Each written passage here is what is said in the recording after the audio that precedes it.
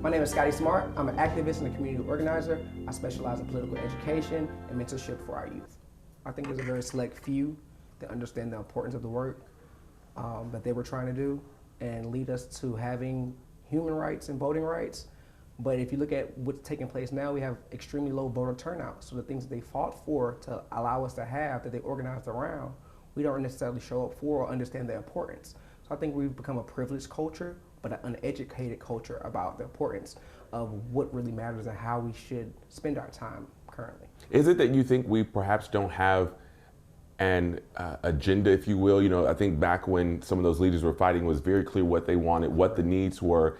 Now it seems like maybe there's not one prominent or dominant sort of way that we're trying to go. Agreed. I think we don't have an agenda. I think if you were to ask 10 black people what are 10 issues that they feel we need to create change upon, you would get 10 different answers. And so we don't have any direction, we don't have any intentionality, we don't know what we're trying to win. So I think that's the biggest thing. We don't have a plan. We don't know where we want to be in 2025 or in 2030. So if we don't have a plan or a vision for ourselves, then how can we have any direction to where we're going? And you combat that with the society of social media, the culture of ignorance, the culture of self-destruction that entertainment has begun, that has became, black ignorance has become $1 billion business. And so you're trying to combat that with information and education when people are getting rich to live in a Jerry Springer type of world. Mm-hmm. When we talked about, like you said, just some of the things that people see as important. You're here in Atlanta, you've spent pretty much most of your life, all of your adult life here in Atlanta. What do you see as the big issues facing our community, the black community at this point? The biggest issue is how we treat one another, our mental health, the importance of how we see where we want to be and how we even communicate with one another. Even in our terms of endearment, it comes off as combative. So I think the biggest challenge is to see what's important and then really have an idea of how we can grow and how we can look together. We don't have a sense of unity. We don't have a sense of a village atmosphere anymore. It's a lot of individualism that's taking place. And so when you have a lot of individualism, you have a lot of people who are financially winning in their own space, but you don't have the sense of unity and togetherness that we had of previous generations. In our generation currently, previous generations used to have the class clowns, and once the class clowns got to become adults, they didn't have anything to do. Mm-hmm. This generation is giving millions of dollars to the class clowns. And so therefore you're fighting a level of ignorance, but you're also fighting the people who you're saying, well, I got more money than you, so how you gonna tell me what to do? Yeah, that's true. And so you take that and then you combat that with the individualism of social justice issues and people saying, well, that ain't got nothing to do with me, why should I care? But you never really care until it comes to your doorstep and you realize it can happen to you as well. And so until you take that upon yourself, the responsibility, the collective responsibility as a culture to say, I want to stand up for anybody that's marginalized, anybody that's oppressed, until you take that stance and say, it's bigger than just myself, then we're not getting any progress done. Yeah, for sure. You can go ahead and go. Thank you, Jack. Appreciate it. I think that's a good point you made. What else was I going to ask you? You specifically have been out there on the front lines, if you will, and because that's the thing, like you said, with social media, a lot of times people are talking, they're, bickering back and forth with one another, but sometimes not out doing the work. Why is it so important for you to be out there, visible, vocal? For me, because I want to be an example. I want to be able to show that it can be done. I think that we look at our historical figures, your Rosa Parks, your Martin Luther Kings, your Malcolm X, and we put them on a pedestal of some people that we don't feel like, they're more like a myth. Like we don't think that we can achieve that ourselves. And so I want to be a person that can say, hey, I come from Southwest Atlanta. I don't have the squeaky clean background. You can say it again, that way it comes out clean. No, I just wanted to come, because if we use that, I want you to be, why is it important for you to be an activist? It's important for me to be the example. It's important for me to show others who come from the same environment that I come from that you can do this as well.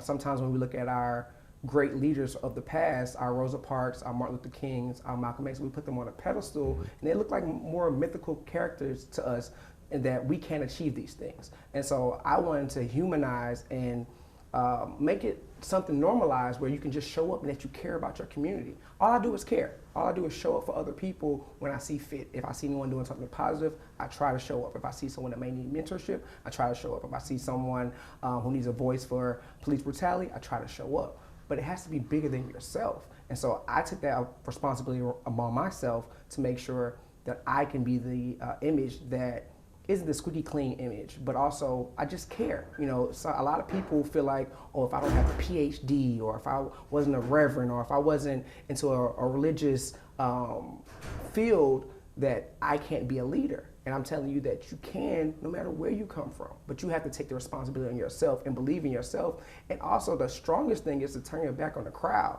because the crowd that we have currently in society, it just ain't the greatest of companies to keep. So I think sometimes you have to be willing to walk alone when you know what you're doing is right, and not really just want to be a part of the likes and the social media and the views or the viral moments, because where are we going with those?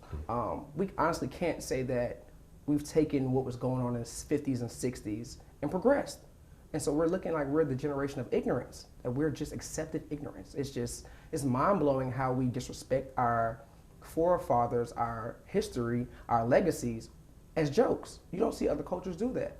And then you wonder why we don't have the same level of respect other people do, but we dehumanize ourselves. We turn ourselves into jokes, and we don't carry ourselves with a certain level of respect. And until we do that, I'm not saying you can't have fun, but you have to have some type of balance. How do you reach those people in that generation, in this generation, our generation? Like, how do you reach those people, like you said, who could almost care less in some regards?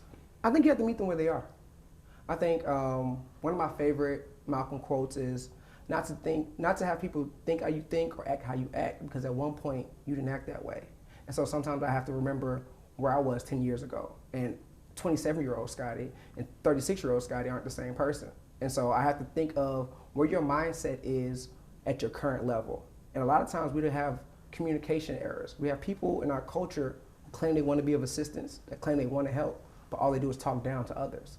And all that does is create an energy of divisiveness.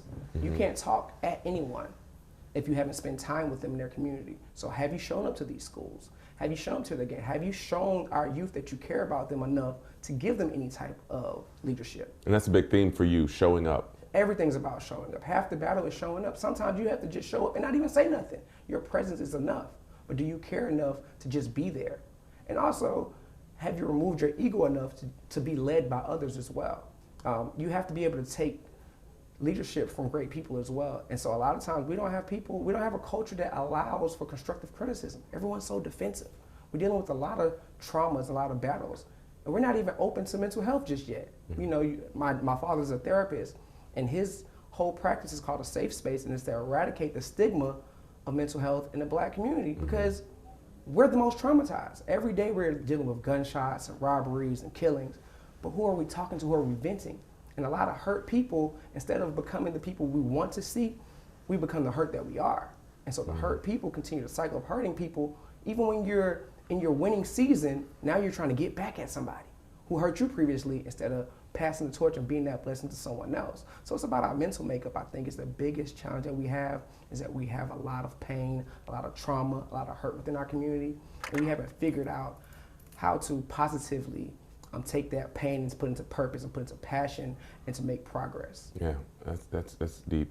What gets you activated? Like, you know, because obviously, like, there's so many issues going on in Atlanta and beyond. But what makes Scotty show up? What makes you say, I want to be a part, specifically when it comes to justice issues and civil rights issues? What's important for you or to you? Our people. The biggest thing that gets me active is I understand how hard it is to ask for help.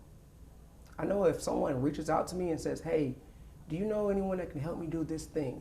Do you know a lawyer that can help me? I had a call yesterday, a former friend of mine, well, a former high school friend of mine, I won't say a former friend of mine, a high school friend of mine I haven't seen in 15 years. Her husband was murdered at a gas station. I don't know the guy, but personally, if I have the resources to help you, to get you to justice, to help you sleep a little bit better at night, then I'll point you in the right direction. I'll say, hey, here's a lawyer who I may know. Here's a journalist who I may know. Here's a reporter who may get you some awareness to your case to put some pressure on some people. So for me, it's just about being for the people and figuring out what issues we need assistance on. So one thing I'm big on is Black men. I am a Black man. I've been involved in the criminal justice system. My entire family is a part of the criminal justice system. And so understanding how systematic oppression correlates with the criminal justice system, which correlates with our voting, which correlates with the history of our country. And so how all these things work together is what really gets me going. It's really to understand, to be able to do the political education, to say, I know you get tired of hearing to go vote. I know you get tired of hearing it, right? But what part of the political education piece do you understand is this is how we get resources to our community. And so this is why blood was shed so many times through so many marches and protests in the 60s and 70s through SNCC and SCLC, who really understood that if we show up, if we have a turnout, they can't stop us because we have the numbers. It's a numbers game. And I think a lot of times we don't understand local politics. We get caught up in the federal government. But a lot of the local measures is what really gets me going is because I can see the low amount of numbers, right? So if you're looking at statistics and you're saying there's a city with 5,000 people and the majority of them are black, but only 10% are turning out, then they have a white mayor. And you're like, well, why aren't things working in our favor? And I'm asking you, well, did you show up in this municipal election? Because we just had a situation down in Camilla, Georgia, and I love my good friend Corey Morgan, right? 4 years ago, Corey Morgan ran for city council in Camilla, Georgia. He won by 8 votes, literally 8, 8 votes. When he won that race, 3 years later, he turned around and decriminalized marijuana to a $35 ticket in this city. Corey was just up for re-election. He won by 80% of the vote the second time. So simply in this office, there may be more than 8 people currently, you know what I mean? For sure. And so those 8 people showing up led to 5,000 people now having marijuana only be a $35 ticket in the city of Camilla, Georgia. And so that's what gets me going. Probation reform, just understanding systematic oppression and understanding there are solutions that we can work towards. Yeah, I love that. I love that you're doing the work, and it's not just on the front lines yelling, and which is marching and yelling and advocating is important, but like actually doing the work, like you said, providing the resources, showing up continually, not just when it's a big headline making case. I know though you've talked about in the past, I read, you talked about the idea of, correct me if I'm wrong, like a Black Mecca, and the importance of sort of also taking it upon ourselves to create our own opportunities and our own, sort of community, especially here in Atlanta, because you hear so much about the Black Mecca. How important is that? Is that something you still see as an option? It's a dream of mine. I have a vision of something called like the Black Dollars United. Like, what if we had a community development fund? What if every major city we probably have over 100,000 black people in each major city. Could we give $5 a month? Could we give $10 a month? But we spend this money on subscriptions. I drink Hennessy, that's about $15. We spend this money, you know what I mean? We're not financially stricken anymore. We have $1 trillion spending power. What are we spending it on? Are we spending on community development? Do we care enough to develop our community? Are we trying to bail people out of jail? Are we trying to create resource centers? Are we trying to create the change that we want to see? Or is it just a myth of a bunch of social media banter of and that's why I said I removed myself from the social media banter and say, you know what am I doing? And you have to have that moment of, stop talking. What are you doing? Show me something. But yes, I would love to see a Black Dollars United campaign in every major city in the country, where we have a community development fund, where we finance our schools, where we finance our politicians, where we finance our organizations that are doing the work. But do we have that infrastructure created this year? My word for 2024 was infrastructure. And so the things I want to build are these type of things. I have a group of friends, we call ourselves the change creators. We always talk about making change, but we create change by doing the work daily. Whether it's being a mentor, I think that's the biggest thing you can do. Our youth needs so much help. These parents can't do it alone. And sometimes the parents don't want to accept the responsibility that come with that. But we have to be able to say, we have a problem. We have to be able to be aware of our issues and then address our issues. We can't just act like, no, we have to be able to take some type of constructive criticism and grow as a community. We have lost ourselves in this era of social media, and everyone's flashy and everyone has the big flashy cars and the designer clothes, but the medium income for a Black person is $35,000. So how flashy are we? How are we developing our infrastructure, our spending power? If we just kept our money within ourselves or just gave back to ourselves with the intention of growth, there's something there. We only spend 2% in our community. What if we moved that to just 10? Just 10.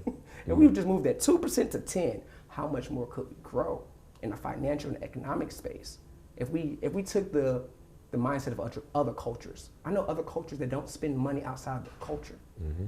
What if you drove across town just to spend with a black-owned business? Yeah.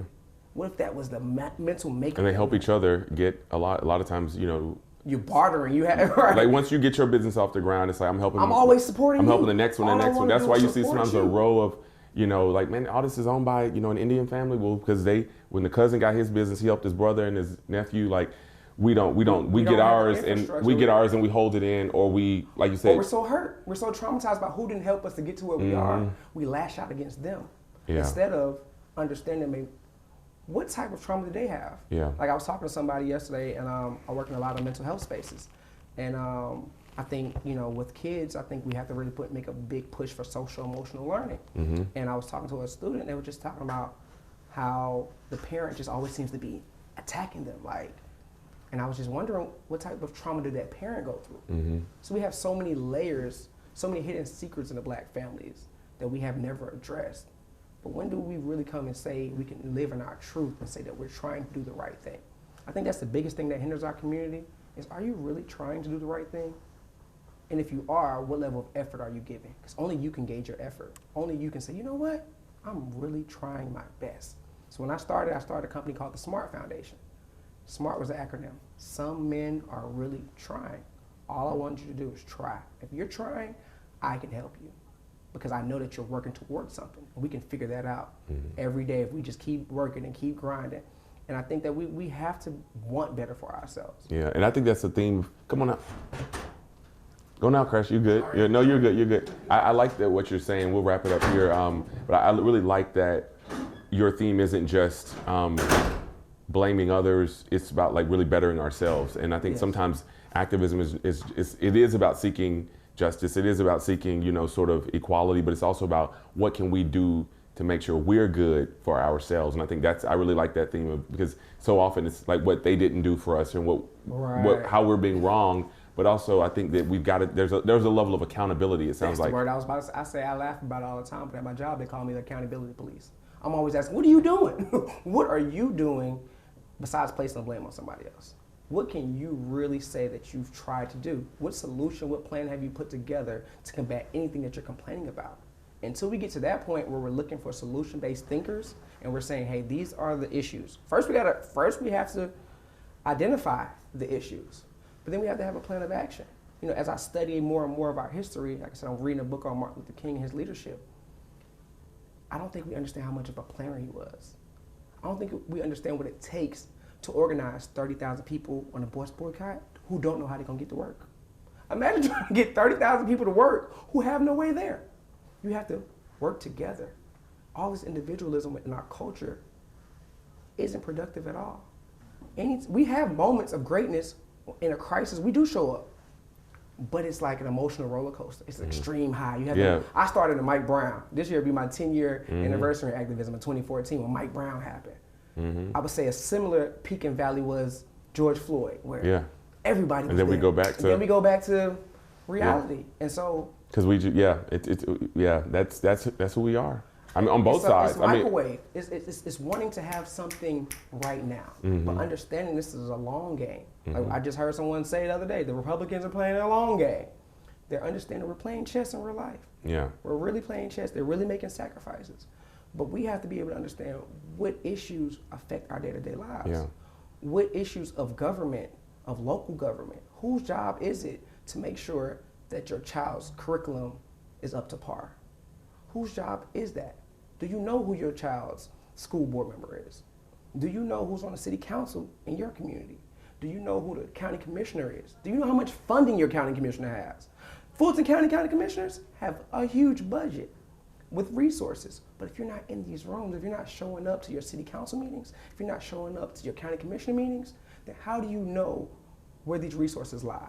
Yeah. How do you know what can be afforded to you if you aren't in the rooms or even in the conversation? Yeah. And so a lot of times we have a lot of pent up anger and aggression, which is understandable. But at some point, you have to really understand where the solution lies. You have to take that time to really say, okay, I've been complaining about this for a while. Whose job it is it to hold accountable for making this change? Now, 9 times out of 10, there's an elected official who isn't your president, because it's not your president. But, you know, it may be your governor. But what beyond that, what do we know? Yeah. There's over 500 cities in Georgia. How many of them do we know the mayor of? How many people know their mayor outside of the city of Atlanta? Yeah. And so I think that we have to take a real look in our self-accountability and want more for ourselves and be passionate to say, You're good. Go ahead, Melody. Yeah. No, you're good. You're good. Go ahead. well, we just You have to be make all the passionate. noise and you stand there like a roach. Can you see me? Yeah, no. We'll go. But yeah. I love what you've been saying, man, and I'm more than you given way more than I even thought. Like in just terms of like not only what you're doing, but like also just kind of what we can be doing, which I think is sort of like so much. So forward thinking, which I think is what so many people are focused on the past, and it's like no, what should we all be doing? I'm big on accountability. Yeah. So one of the things I think about is that we've become a reactionary thinkers. I'm a proactive thinker. I like to think of the things that we could be doing to create the change. I don't want to wait till something happens and then say, oh, we need to change it. No, these issues have been going on. What are our social issues? We know that we have problems with public housing. We know we have hospital closures. We know we have low income. We know we have a very terrible minimum wage. How do we create these differences? How do we change these circumstances? Whose job is it to hold accountable? Are you at the Gold Dome? Right now we're having legislative session. How many people understand what happens in legislative session? How many people know that the laws that are created during this legislative session will affect you? You know, like we have to be in these arenas because when we aren't showing up, then is when you can have systematic oppression because they don't care about your opinion after the fact if you're not showing up in the spaces where it matters. Yeah. And so when I know people get tired of hearing to go vote, but you have to understand the connections to the voting, right? Like you have to understand that, okay, you may not go vote, but you spend money with these corporations. And these corporations, they turn around and they finance. And who do they finance? Elected officials who they want to go for. So your money, you may not be voting, but your money is voting. So therefore, guess what you may be doing? You may be funding your own oppression because you don't care enough to show up in your own space. Yeah. And so we have to understand how the connect dots work. We also have to connect our own dots and be willing to work together. I think so many people want to be the next, but that's ego driven.